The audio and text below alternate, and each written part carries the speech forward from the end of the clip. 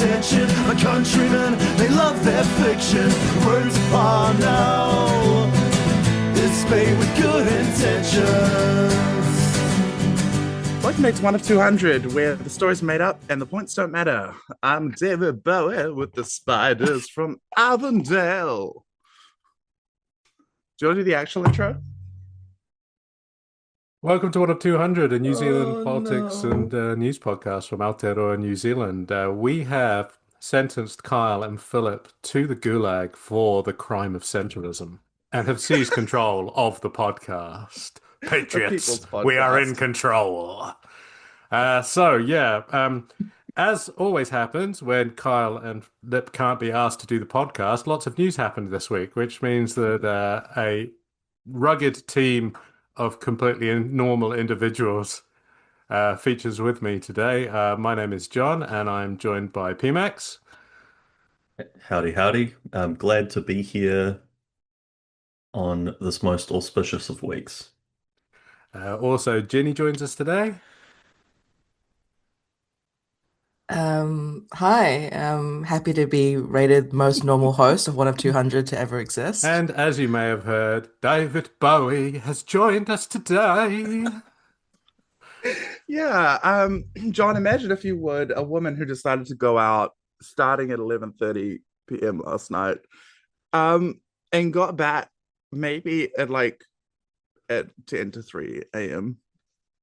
And that, should be foolish, but, should be here on the podcast with a coffee, with a whole carafe of coffee, which she might start drinking out of just straight. Right there with you, complete with my Members Bill biscuit tin mug today as well. Oh, you know what? Somebody, one of those people on Twitter would love that. I'm sure they would, but they'd hate us because we're left wing.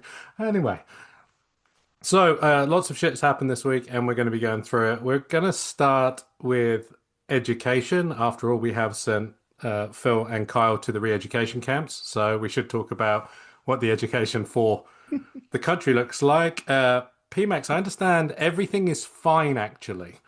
Yes. Well, I was kind of greatly concerned because most educators seem to be quite stressed out and sick of curriculum change. But actually, you know what? The minister got up and revealed that I'm full of shit. It turns out that every single educator in the country is totally behind the changes, and they understand that it's going to be a bit of a slow process, but it needs to be done completely neutral and not absolutely, infesting the ministerial advisory group. Michael Johnstone also came on and talked about how, yep, no, it's all just a slow process. The people are just complaining because it's change. They just don't understand the profession that they've dedicated their lives to. They're just afraid a little bit of change. Just please, just a little bit of change. Yeah, it's not good. Basically, it does seem like the ministry is attempting to do the political version of posting through something incredibly unpopular. Just through sheer force of frequency of positive communication, refusal to acknowledge any complaints, until the curriculum change can be effected. It's going to be interesting to see what the resolution of this is. Obviously, it's an election year. I don't know how prominently education is going to feature given the absolute bevy of ongoing polycrises polycrises across the world, and also the complete refusal of basically any political party outside of the one in government to campaign for the election so far. But yeah, it's sort of dire. I'm morbidly curious to see what curriculum reform looks like for senior education, which is my primary sort of concern at the moment. But because it's sort of the junior curriculum, the primary curriculums, they're totally messed up, but because they're not tied to any real, um, in the same sense of like NCEA testing, because they're not tied to a wide program of external and internal moderation, there's flexibility in it. So, for example, there are some schools already teaching the new refreshed curriculum. Um, as listeners of the pod will be aware, it's quite common for what am I talking about? The Year 10 curriculum has this absolute fusillade in the social studies curriculum, demanding that students learn about the French Revolution, the Industrial Revolution, and a whole bunch of other roughly sort of like similar kind of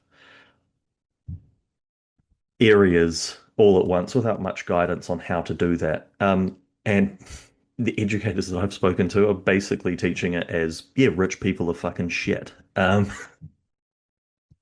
Which is a fun little act of resistance, I guess. Not probably how the curriculum was intended to be taught. But there's that flexibility there. When we start to see these new refreshed assessment documents, which we're still not really sure how they're going to be assessed because the ministry's sort of implied that it's all going to be externally marked and moderated By AI, I um, believe. by AI, which that's Mm. fucked. We like there's no I am being exposed to the most advanced AI education programs, and none of them are at the level of like being able to mark work. They might be able to mark, and this is not a sledge against math educators. They might be able to mark math, but also famously AI programs don't do very well with basic arithmetic, so maybe not. Oh, so Um, AI Mhm. programs are about on the level of, say, Brad Olson. I think that's an insult to AI programs. But yeah, and then I'm thinking about like how are these programs going to coherently mark social studies, English assessments? Currently with NCEA, the disgusting goal of NCEA as a assessment platform is to assess how much is a student meeting a particular set of skills or competencies.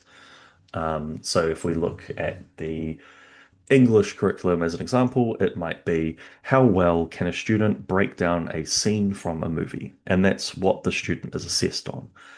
So if the student, um, let's say, for example, knows English as a second language and can't effectively communicate their understanding of a scene from a movie through the written word, someone can transcribe for them, or they can also present their work in an alternate method, such as if, for example, if they're much stronger as a verbal speaker, they can talk out their um, understanding of that scene and they can be graded on that understanding, even if the sentences don't line up in the way you would expect for like a purely academic report.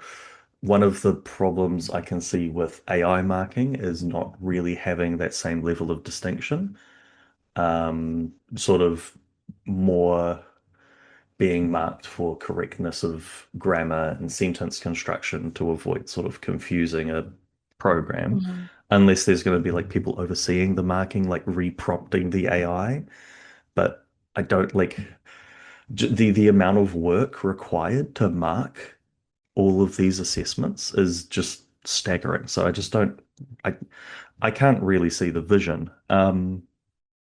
So that's a concern there. There's sort of like an equity concern where it's going to be much more difficult for students who can demonstrate the knowledge but can't do it in a sort of accepted manner, losing grades or results as a result of that change. So that's sort of like a big concern there. But then, like, and this is sort of like another general concern with educators around election time. There's a fairly solid chance that Labour's going to get in, and just sort of change everything again arbitrarily. Ideally, in an ideal world, they'd probably just put a halt to it. But even then, that still leaves us in limbo because, there was the NCA refresh, which was partway through when it got stopped. Um, our assessment platform does need some kind of update. Preferably, it would be one that's educator-led. Um, but yeah, I don't know. Politicians stop fucking with education. Basically, let teachers teach. It would be fantastic because at the rate we're going, we're probably not going to have many teachers in a decade. That certainly also ties in with yesterday's budget leak by Winston Peters, because apparently you can Hmm. just do that now, which is that fees free is dead in the water as well. So the third year of fees, yeah. So Yeah, He's off great free way to table. Dogburger. yeah, fees free is gone. Interestingly, in the third year after they announced that they would pay it in the third year, which makes me go, wait a minute, did did they just make sure they didn't have to pay it out for most of this term and then Yeah, scrap it just before the year where you would be doing it? Mm. yeah. There, It's there were people who got it. yeah, Some. it's extremely cynical, and it's the government once again pointing out that they really, really, really want to get as many people into debt as possible, and they don't see education, training, and skills as Hmm. something that could benefit the economy for some reason. What? Why is this current governing coalition so desperate to see like hundreds of thousands of poor, desperate teenagers? I don't know, but I think it's got something to do with Tim Jago. I think they make because they make poor, desperate adults, and adults can be worked for cheap in prisons. Yeah. They don't need all of us. They don't need a country of 5 million for this to be an extractivist like colony, right? That's too many people. They need enough people to service their helicopter pads and make coffee for them. No, they also need people to work in the Peter Jackson movie Hellscape Factory. Like, I don't know if you remember that quote or saw the quote yesterday from Winston saying that they were going to repurpose the money, I guess, being used for the fees-free tuition and put it into the trades and quote unquote all sorts of industries where we can get a far better payback for our Oh, money and nice, pay far lovely. less money doing That it. sounds really good. You know what? So, There was a Hollywood producer after all of the like destruction, the smashing of the unions, in the film industry happened here, who said, the difference between New Zealand and Mexico is that the New Zealand film workers have cell phones. If you want to know how international film productions think about us, Well, speaking of international actually, I had stuff. more. I'm sorry. Oh, I'm sorry, Simone. You just keep on going. Like, I think it's really optimistic for us to yeah, say, keep oh, at riffing. the election, I wonder how education is going to affect it. I can tell you what's not going to be talked about in the election, and it's like any issue ever. There's going to be a series of just like scandals, dead cats, and absolute horse race bullshit. Nothing will actually be talked about. And that's not just because of the strategy of National. It's not like Labour's going to be there being like, no, we have great policies. Why won't you talk about our policies? It's going to be Hipkins too. Okay. Like they got nothing. They got nothing. Hipkins tip? Did you say Hipkins Hipkins too. Just, tip? just the Just Jeez. yeah, Okay. Sorry. I don't know what's wrong with me this morning. I'm sorry. that's horrifying. Mitch, cut that. Mitch, keep that. Mitch, cut that. Cut that. Kyle, Cut keep that. Tips are not my that. demographic. Cut that. Oh my God. Just keep the tip. Just the It's tip. like It's Gibbons just all the over tip. again. Just only put the But tip in, don't put the response in. Just no. then 2 minutes of dead Okay. silence after it, and then we resume the pod. Okay, Mitch, we good with that? Thanks, Mitch. Oh, thanks, Kyle, who's doing this. You had a beautiful segue, didn't you, John? I did. Speaking of international workers, immigration has become once again an issue about which the government cannot ever be normal about. And that's mostly to do with the ACT Party and Yeah. their policy, which they announced last week, which is effectively reinstating the poll tax that they had on the New Zealand placed on particularly Chinese migrants at the start of the 20th century, which the government apologized for not too long ago. But ACT is now like, what if we did that for all migrants so it's not specifically racist? It's just generally racist. The plan is to put a $6 a day, which doesn't sound a lot, but it works out as about $2,190,000 a year, on top of every visa application already, which could mean up to like $5 to $7 to $10 to $11,000 on people's visas applications. Which, it's great because they're going to do that at the same time as they stop any resident visas holders from accessing any welfare at all within 5 years, increase deportations of people convicted of even minor crimes, and setting up some sort of agency to investigate overstayers, which I'm sure won't. It will be normal. It won't Will be be normal. No extremely raids, cold certainly water. not at dawn. Yeah. Yeah, it will be staffed only by the most normal and considerate members of New Zealand society who absolutely have no bone to pick at all with people who look different to them. We're going Absolutely. straight ahead and calling it nice. We're not going to even call it ice.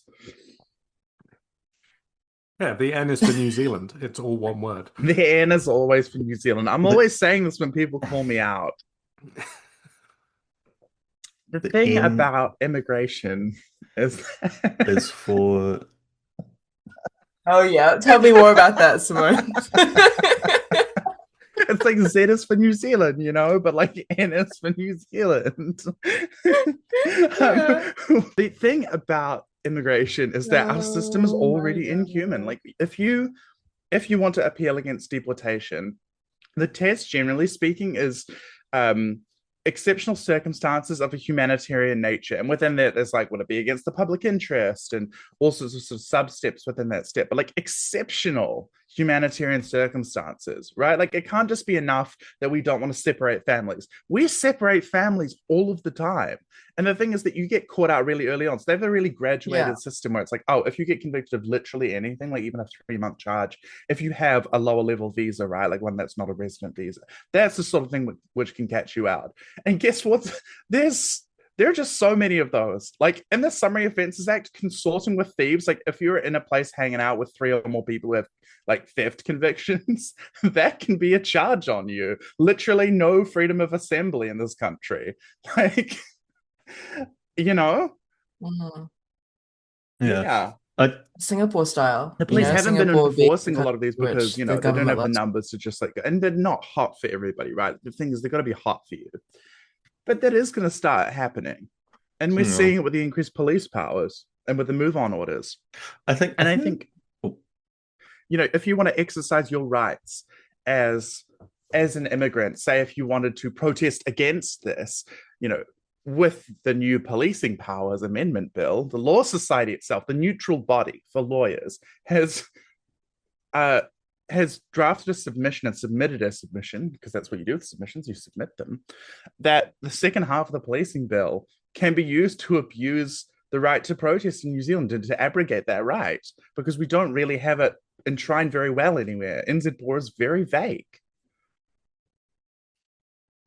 Mm. And they followed up on these immigration rules by also Brooke Van Velding trying to fuck as much shit up as she can before she departs for sunnier climes, murdering babies or whatever it is ACT MPs do once they leave Parliament, with a New Zealand citizenship test, which everyone must score a B+ on, apparently, or above, which is What? Yeah, it's Wait, is that what you're saying, or did they say No, that? that's B That's literally what plus? America said. That's does, literally yeah. what they said. You have to get a B. Oh, this a is B, coming you, from America, isn't it? That's their you have to grade. get a B+ or higher on being a New Zealand citizen. And questions. There is one question on titillity. So just one. There's also Just one. And is it Oh, how no, do you it'll be spell in English, titillity don't or you like worry. what are we Do you talking approve Treaty of of it? Waitangi. Do you approve of it? Yes or no? And the answer may surprise you, given who set the test.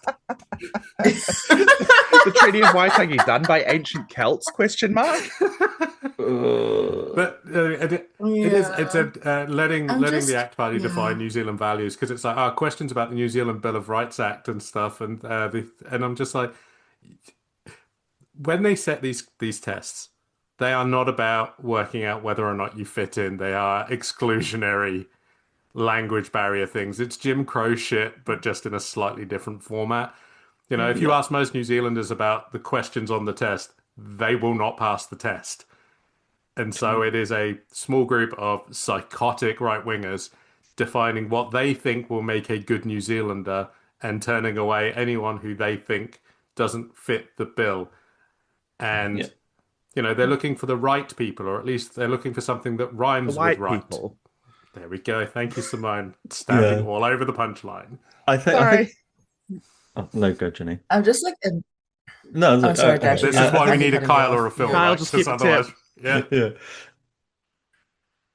Yeah, we're just like everyone's too busy trying to do a bit about Brooke Van Velden at the same time, and it's just Yeah, I'm going not. to share personal doxing information. No. I think, yeah, Her I address think is. there's And then just two primary motivators for the citizenship test, alongside the like obvious, keep the wrong people out of New Zealand bullshit. One of them is this is going to be an incredibly sick private contract for someone. Someone is going to make bank off of like delivering this incredibly basic test that realistically they could probably just take from the Google Drive of any social studies teacher in New Zealand.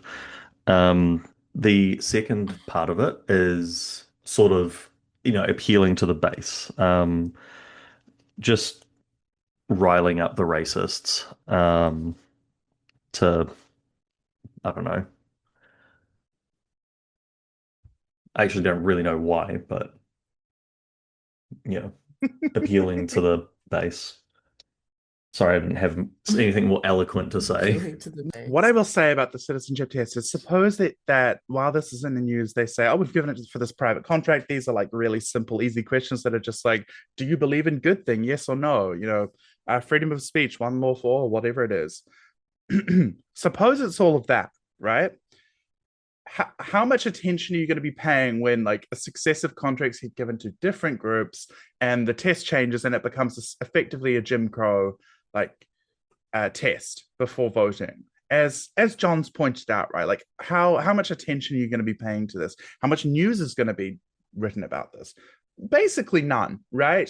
This is one of the difficulties as well, is that once this sort of thing is instituted, you can just make it worse and worse and shittier, and nobody notices. That's why we don't implement them in the first place. A lot of these sorts of things. It is. Brooke Van Wilder has said that these tests will only be able to be taken in person as well. So no online or AI. As You've actually going to opposed have to go to somewhere and do it. Because I assume that's because right. she knows that if they put it online, then the right wing nuts will be like, well, obviously someone's helping them do it. Well, but it's also much more lucrative to pay a private processing company to fees and stuff maintain an like that. office Yeah. with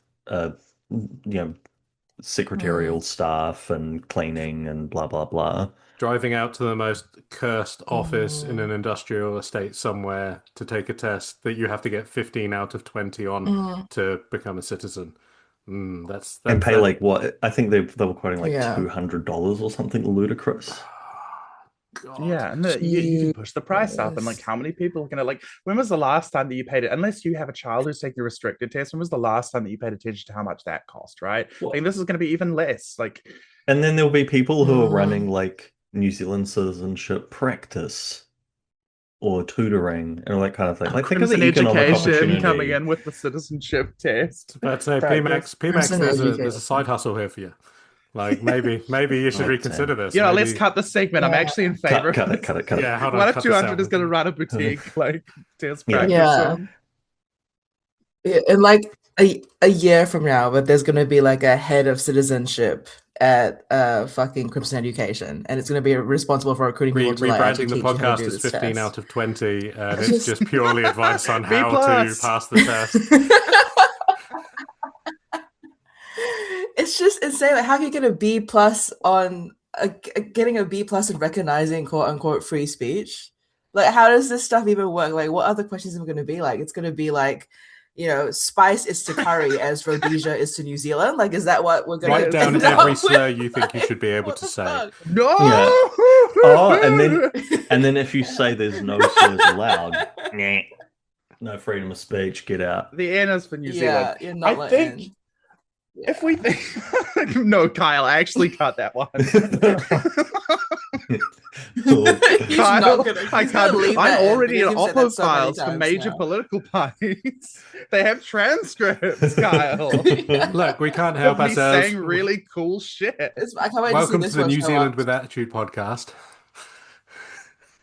Yeah, that's exactly right. Yeah. I forgot what I was going to say. I had things to say. This happens from time to time. Yeah, clearly we're hearing it. We're hearing them. All the things that you want to say. Shall we move on briskly before we get ourselves in any more trouble? Local government reforms. Yay. What? You know what? 3 waters wasn't Yeah, enough. yay, We're adding what is new water exactly every time you get the mad fucking about it. 4 reaction? waters. Don't like it? 5 waters. 6 waters, 7. As many waters as Six, you six like. 7 waters. waters. Yeah, exactly. Yay, we 6, got 7 there. waters. There we go. The government There we announced this fucking week that having go. consulted with local government on reforming the entire sector, the sector went, hey, this plan you have to do it in 2027 is way too quick and we're not going to have time to do it. So they said, fine, we'll do it in the next 3 months, which is a fantastic decision and makes absolutely no fucking sense whatsoever and has immediately thrown every single local government organisation into a tailspin because having read through the policy document, as I have want to do, councils can make proposals to eat other councils and without the kind of consent of other councils, and the government can accept it. So at the We're playing minute, sport with councils. it's council war. That's what we're doing. Big cities eat little rural councils. Other rurals can eat themselves. Queenstown is like regretting telling everyone to go fuck themselves for the last decade. Let's focus on the upsides, Yeah. right? The upsides. By getting rid of the wards that The Tiger silver Woods' linings. fucking fancy house Yeah. are in, right? Like that's what we're doing. But this one is kind of crazy, and it's only just dropped this week, and there's a hell of a lot of work to do. But you can already see certain mayors going, "Oh fuck, I'm going to have to make friends with my neighbours," and that's not how local government works very well. Also, no council can make a suggestion without it being at least 2 councils. So a lot of the big cities who, again, have spent years telling their surrounding neighbours, "No, fuck off," are now being like. Do you want to be friends with us? Because we need to amalgamate. Yeah. Enemies to lovers. Yeah. If people do not make a proposal within this 3-month deadline, the government will then create their own criteria and then start forcibly amalgamating people, which is great because, of course, it is. Like, It's Hunger Games shit, but truly, this is the districts I doing really their like own the shit. idea of Like, the what the Wellington fuck is super actually city going that on? includes So like fucking Wellington confused. and Carpety and Lower Hutt, but then not Upper Hutt, which is a separate council. the People's Republic of Upper Hutt. We're Upper Hutt's dividing seceding Stokes from New Valley in Zealand in half. general over this regional council shit. Gonna It's build going to a be big Toke Alley from now on. We're gonna do like a Berlin Wall, but for Toke Alley. checkpoint Charlie. People trying to ram through it in their ute. Listen, they can't do this in time. It's only 3 months. There is a lucrative opportunity here to hold ourselves out as consultants for this.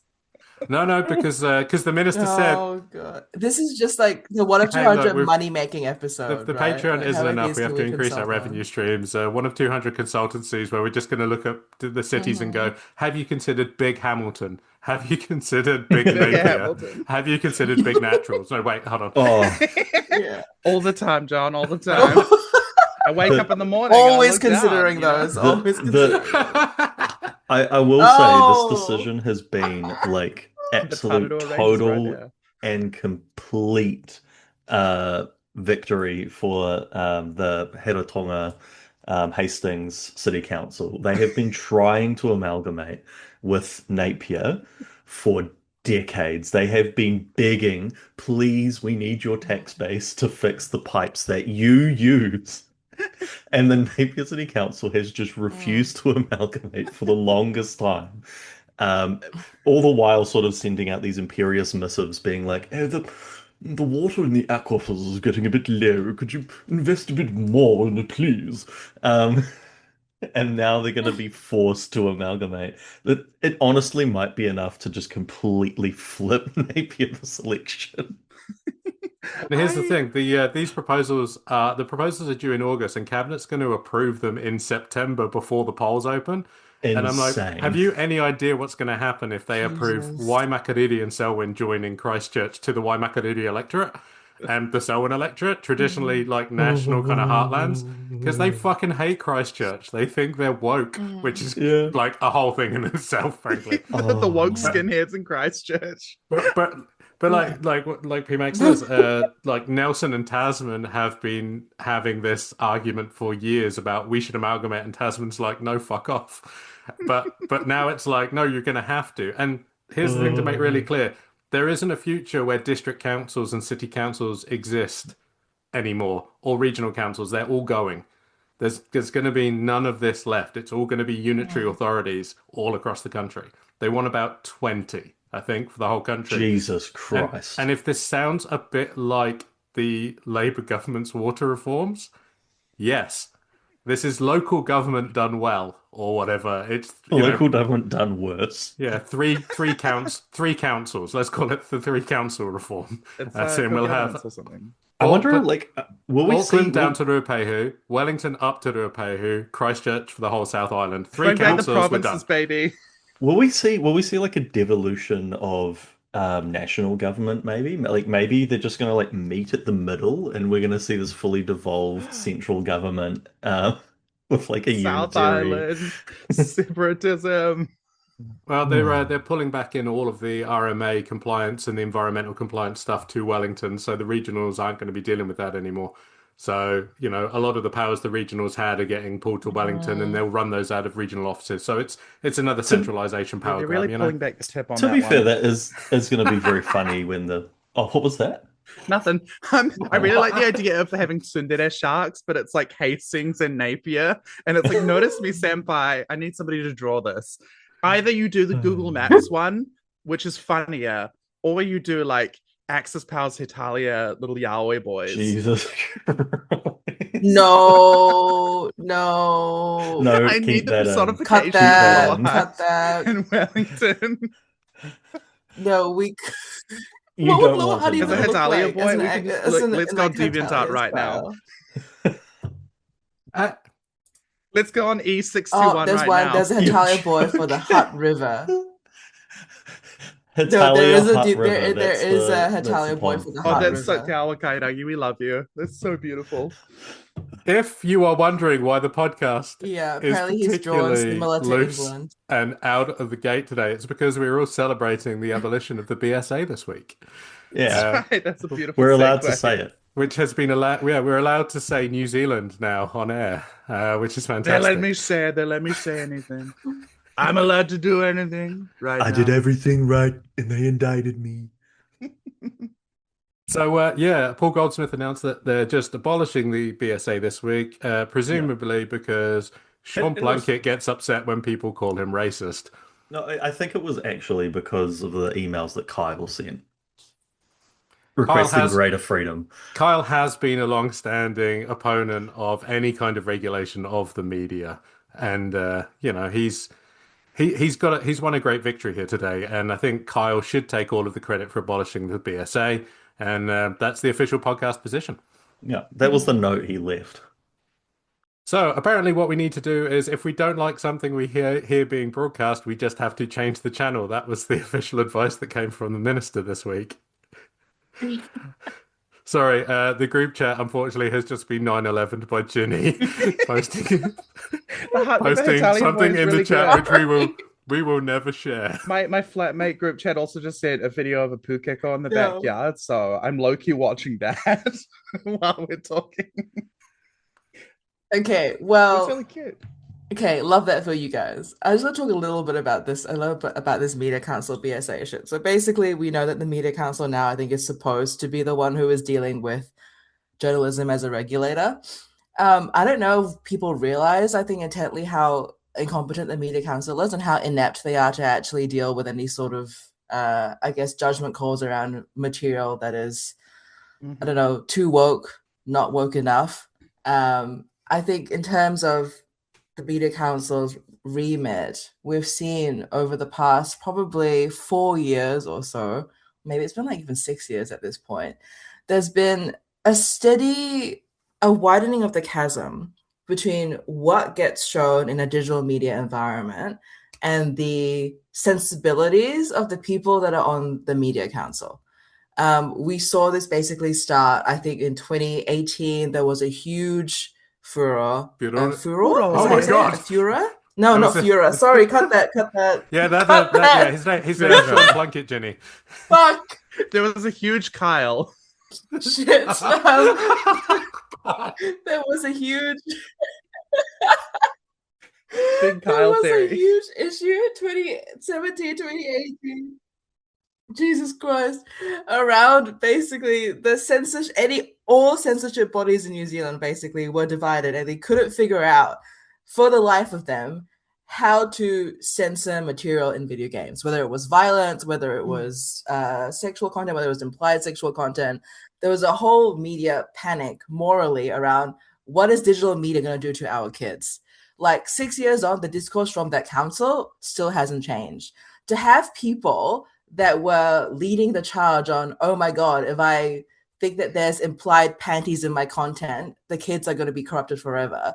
For these people to be the primary regulators for journalism going forward, fucking dire. Yeah, stop implying the Just panties and show them fucking to me. horrific. Like the BSA was not perfect.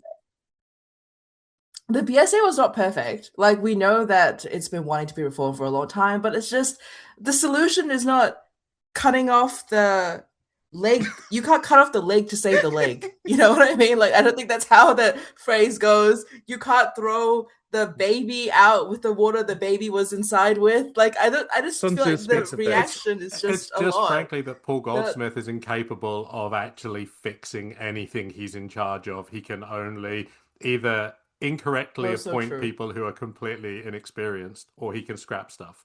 Because, like you said, the BSA for years has gone, hey, we can't reform ourselves because you need to reform the Act.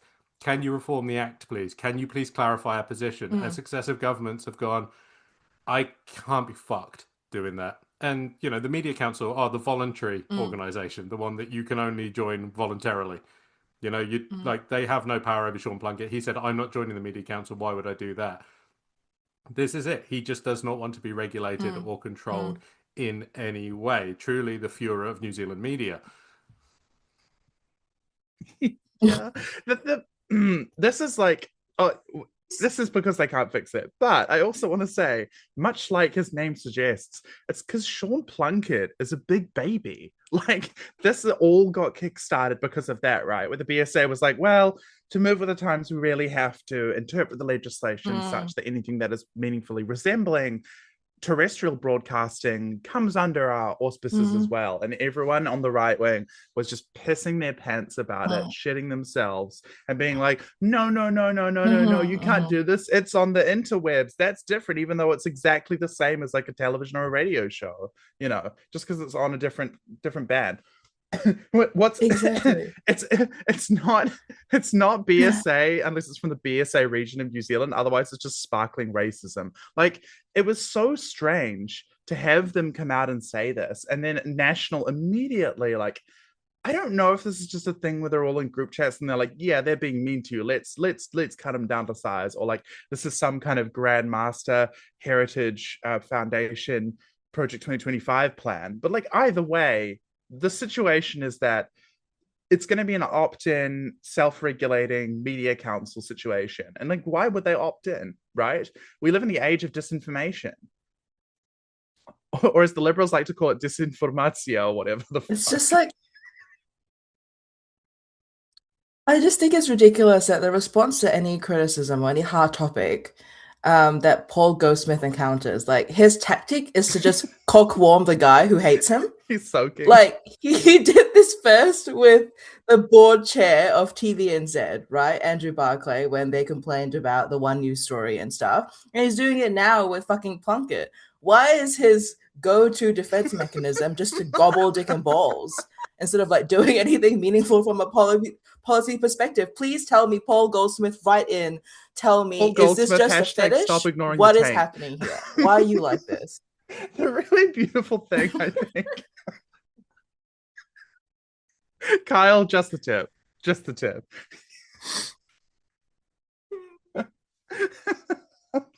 John, you need to keep going. I can't talk. I'm sorry that I'm sorry that I left you with Poor cock Goldsmith It's where like do we a go from segue there? off. Like, that's not. It has been noticed, I think it was in one of the RNZ things this week, they've noticed that National's election campaign this year is actually to attack the media directly, and this is kind of part of it. It's Yeah. allowing the right-wing outriders to say what the fuck they want without any fear of any kind of regulation whatsoever, because that suits their agenda. It suits their agenda if Sean Blunkett can be as racist as he likes on air. It suits their agenda that Reality Check Radio will never have any consequences. And this is it. Blunkett hasn't faced any consequences. Okay, the BSA just went, hey, we can rule on this and say No, zero. naughty. And that's it. And I think somebody did mention that it's likely that this abolition has come about is because the minister got advice saying, actually, the act does cover Plunkett because of how he operates and what he describes himself as. So legally, they're actually in a sound basis. And their response to that is to just abolish it. This is, similar in a weird way to them abolishing regional councils as a way to get rid of Maori seats that they couldn't get rid of. It's the same thing. It's the we can't do this thing. Okay, it's not legal for us, so we have to do something about it. Whether or not that is greasing up his palm and walking towards Sean Plunkett with a smile on his face, or doing many other things. So Mikey Sherman resigned yesterday afternoon, announcing that the focus on her, given the stories regarding what she said in the minister's office over a year ago, which she'd apologised to both Lloyd Burr and the minister for at the time, and was not going to go any further, came back because Annie O'Brien really has a thing about trying to get Māori people out of public life, apparently. And the question is, and it doesn't excuse what Mikey Sherman said, Lloyd Burr, what did you say? Because his employer does not want to pursue it any further. And sure as shit, Annie O'Brien's not pursuing that any further either.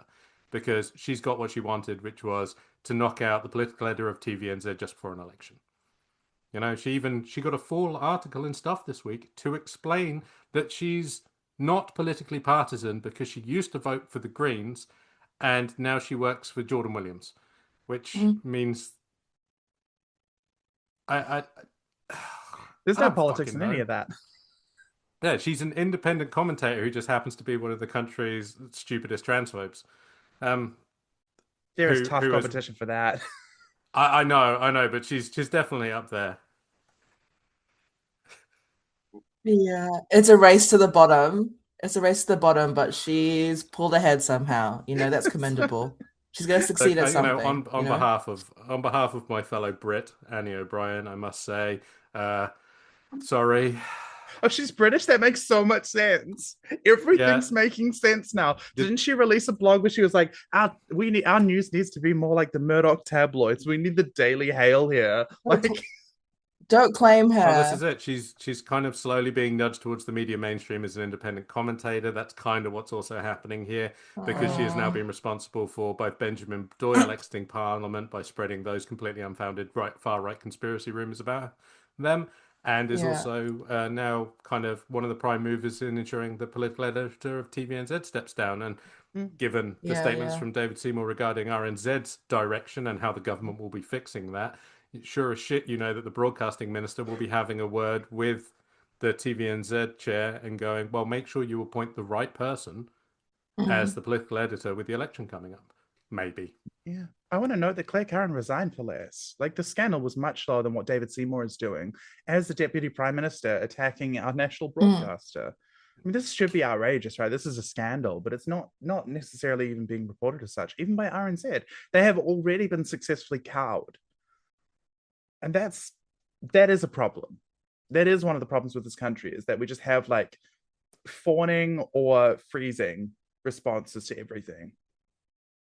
Well, we do everywhere except this podcast, but we are fully willing to offer everyone out for a fight. Yeah. Unfortunately, that is everybody, which is a problem. No, I do feel very so. I mean, I don't particularly know. I don't own a television. I don't really know how good Mikey Sherman's work is, but that's such a shit way of being forced into resigning, right? It's such a bitter pill to swallow. And I think it's, as much as I don't have a lot of time for the reporters in this country who hold themselves out as journalists, I have far less time than for somebody like Annie O'Brien. and all of those operators who work sort of outside of any kind of regulation or system, the free, quote unquote, free speech, quote unquote, union, quote unquote, taxpayers, quote unquote, union, those sorts of things, right? And this is becoming a problem, an increasing problem, which starts by picking off these people. If our, largest, ostensibly left, not left at all, kind of, opposition electoral force, the Labour Party, doesn't have a response to this, which is a systemic overhaul of all of these actors and uprooting them like root and branch, like an agapanthus from society, this is going to be bad in the future. You won't even be able to get your shitty, watered down, center right, stupid shit done, right? It's just going to be full fascism. And they'll be able to do what the British media at the moment is doing to Zach Polanski. It is the Britification of our media. It is, these people these people who've been working in these extra parliamentary right-wing lobby groups for years. It's the same 20 people. It's the same issues. It's the same things. It's as Bassett, Brash, and Hyde die, these are their heirs.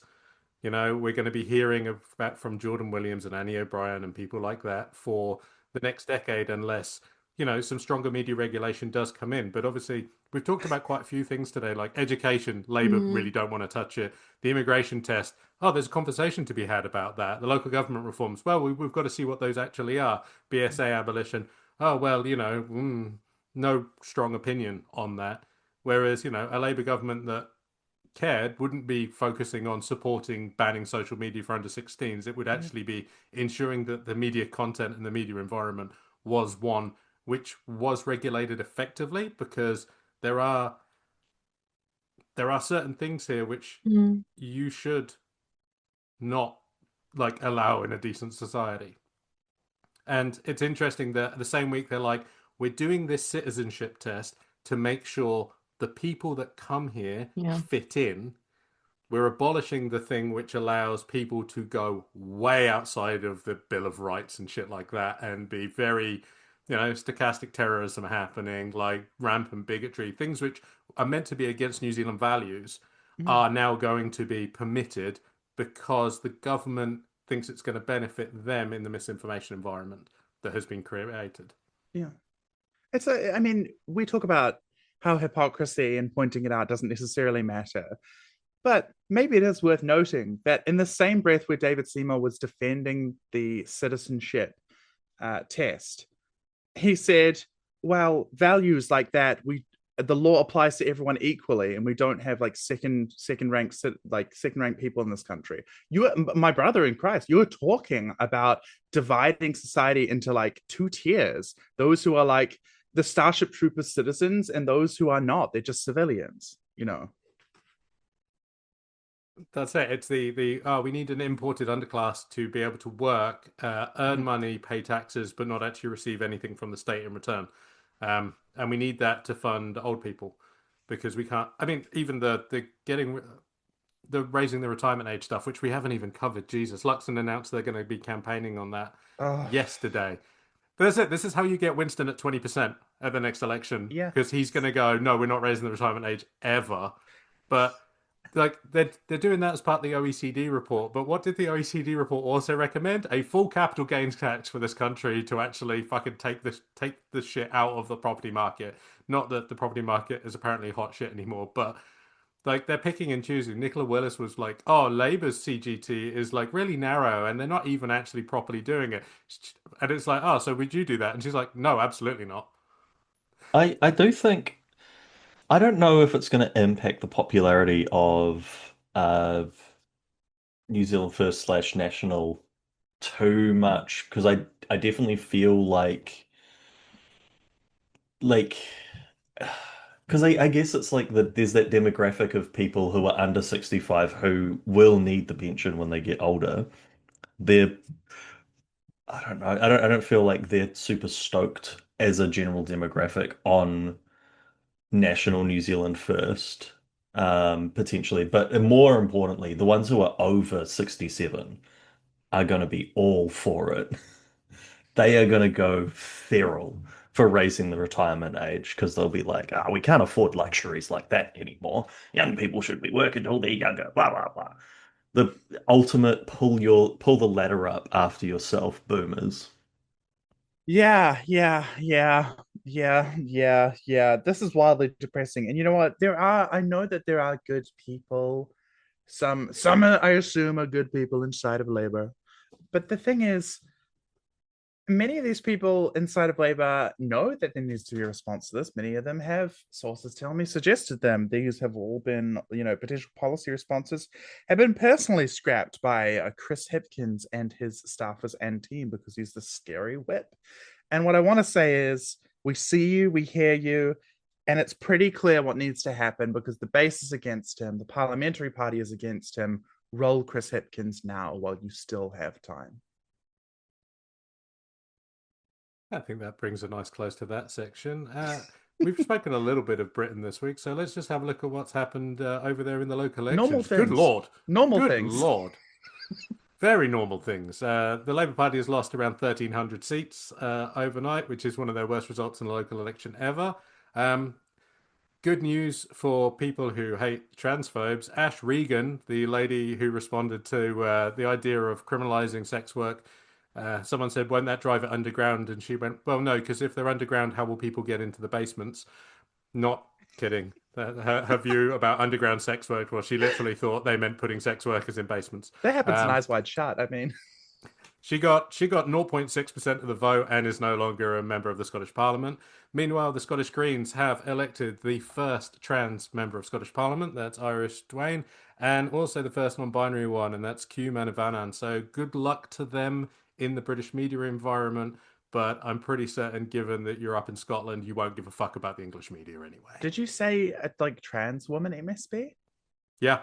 Oh man, give her a gun. Give her a Can y'all Gundam. do that over there? Jesus. Just give them guns. Give them a Gundam. Give them a problematic Gundam from G Gundam. Give her a Gundam that's painted in trans colors. No, just the one from Witch from Mercury, which is like the one There's with two way too much lesbians in anime it. in this episode. I do believe that they're both MPs for Glasgow, not Edinburgh, which has ruled out the potential that J.K. Rowling's local MSP. Yo, there's would like be a trans MSP in Glasgow. There's a couple of them. There's a couple of them. Well, like I said, there's a trans and an MB one, but the British media keeps confusing the two, which is, pretty standard for them. British media I things. have to send some texts to somebody. Oh my gosh, I just opened The Guardian and there's like Farage's face, his disgusting smirk is posted everywhere. Oh, yeah. The main outcome of this is that Sir Keir Starmer says he's not going to resign, and everyone's like, sure, but important. that means you're going to lose, right? Reform have done well. Labour haven't done as badly as they were going to do about 2 weeks ago before the media did a full court press on Zach Polanski for being anti-Semitic, for suggesting that police shouldn't kick people in the head when they've got them restrained on the ground. And there have even been some Labour commentators going, yeah, we're really lucky that's happened in the last week or so. And I was like, that's not luck. That's the system protecting you, you dumb bitches. I need you to know that Keir Starmer has just been published in an op-ed on The Guardian 30 minutes ago. And the headline says, these election results don't mean tackling left or right, but delivering for the whole country. Oh my God. Why is it that a lot of the UK impressions you do just sound like these people are... What Keir Starmer sounds like. That is exactly what he sounds like. No, I think one thing I will say as well, which is funny to me as someone who works in the space, is that the SEO, the preferred SEO way to refer to Nigel Farage is Trump ally Nigel Farage. Woo! Like, yep, first 2 pages of Google search results for Nigel Farage are all Trump ally Nigel Farage, both in the headlines and in the meta descriptions, which are automatically pulled by Google. Someone has to actually write these manually, and put them in, and that's the new way that he is now known. It's either nameless Trump ally, it's either like adjective Trump ally or Trump ally Nigel Farage. There's hard right Trump ally is one of the common ones as well. But just so you know, we're this much closer to erasing Nigel Farage as a person and just replacing him with the concept of the American that he's just No, jerking stop. off. Ginny, why is So- there so much penis content in this? The people don't want it. I don't know, man. I don't even like dicks. I don't know. It's just it's all in this Ginny, morning. It's All no in longer what, just the Ginny? tip. Yeah, Jenny, we said we Yeah, said we it's had longer just Pmax the- on the episode, not we wanted Pmax in the episode. I'm going to read you the first graph of this from Keir Starmer because it is Okay, so read good. it. These were very tough election results. Yeah. It hurts to lose brilliant local candidates and leaders, friends and colleagues who represent the best of the Labour Party. I take responsibility for that and feel it very deeply. It is right we reflect and learn the right lessons. Okay, he takes the responsibility for that and feels it very deeply. Is he going to resign? No, we need to learn the right lessons, which has nothing to do with him. He can't resign. I've got to admit, his profile picture in that Guardian thing, the little headshot, does make it look like he's just been accosted by some online paedophile hunters. He certainly looks like an incredibly, Yeah. like, slightly confused that there's not a 12-year-old there. He's Tim Jago maxing. Yeah, it's really giving To Catch a Predator. Well, yeah. everyone knows Keir Starmer couldn't catch a predator to save his life. He just kind of appoints them to ambassadorships or doesn't fails to prosecute them. Oh, I really want to say Anyway. something which Carl would have to get rid of, which I can't. Carl already has to get rid of most no, of this he episode. doesn't. Like a third of this However, episode. we are going to draw this to a close right now because we are at about an hour, and I want to see if Carl can cut this down to a 15-minute episode, which is just all of us laughing. So No, one more thing. Actually, two more things. The first one, Keir Starmer op-ed. Oh. He says, these people are the majority, no matter which party they voted for, and Labour should not turn its back on any of them. He's turning that dial, the racism, right up, baby. They're just going to keep being like reform. Oh my God, the UK is done. The UK gone burger. Like, it's over. It's never been more over than it is right now. Well, this has definitely been an episode of 1 of 200. I think that Kyle and Lip, when they come back from the education camps, will regret ever having handed control over to me for this episode. Before we go, Pmax, have you got any final thoughts?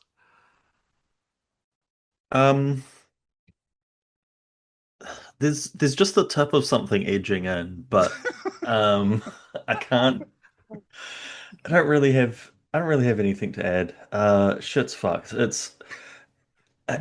You do sort of have to love the ability of Keir Starmer to get absolutely ruinously destroyed by his own actions and then to immediately just fold like a lawn chair in a storm. Jesus Christ. I'm as good as the gods and perhaps even better than them.